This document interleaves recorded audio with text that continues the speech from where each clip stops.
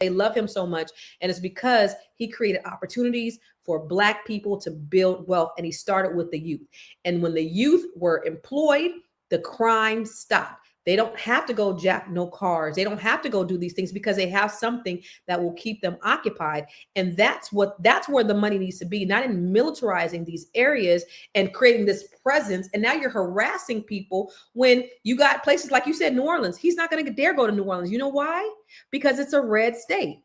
Even though there's more crime in New Orleans than there is in Baltimore, he's not going to touch New Orleans because it's a red state. He's only going after, this is part of his revenge tour. He's only going after people that he deems to be his opponent. And he's politicizing everything. And that's the thing I have a problem with. Even here in Jackson, Mississippi, our governor was one of the first to say he would send the National Guard, and sent National Guardsmen to DC. But you look at the crime rate here in Jackson. That's ridiculous.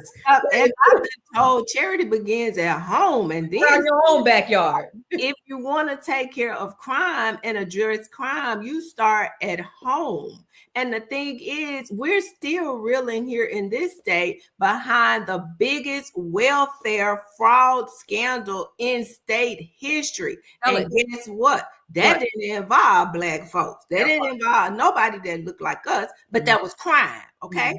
But we are serious about crime. The other side of this that's hilarious when you really think about it. If there was any sincerity about this, and we were really talking about being active in fighting crime, you take someone who has been convicted of crimes, is now under investigation.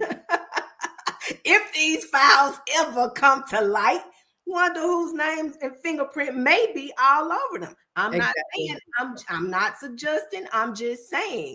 So it's like, are you really the poster child for addressing crime? It's just the ridiculousness of the whole administration. Everything about this administration is completely, utterly ridiculous. But Dr. Charm, you want to say something about the statistics? Yes, that whole that we're 13% of the population, but 50% of the crime, that they cherry picked homicide and robbery.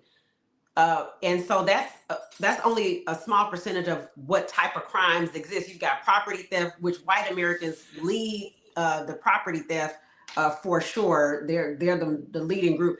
And overall, this is how I think there's a book called How Statistics Lie or something like that. That I never got to read it, but it's always was referenced because you can make statistics do whatever you want them to do. So you're spouting this, and one thing is it's arrests. An arrest doesn't necessarily lead to a conviction. So you have more Black arrests for these particular crimes. They may not get convicted for them, but at the end of the day, the real stats are that white Americans have 70% of total arrests, and Black Americans for 26%, and that was from 2019. So it's probably still reflective about similarly.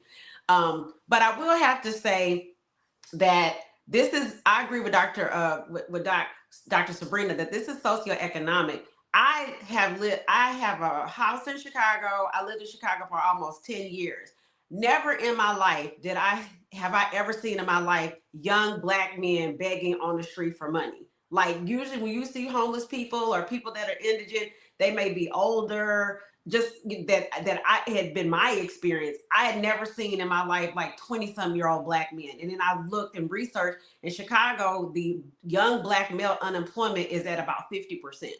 So, and I would give them money because I'm like, I'd rather, give you money off the corner than you robbing me. That was just my mindset. So here's the alternative. If they're not selling drugs, or commit carjacking or other kinds, it forces people into an underground economy.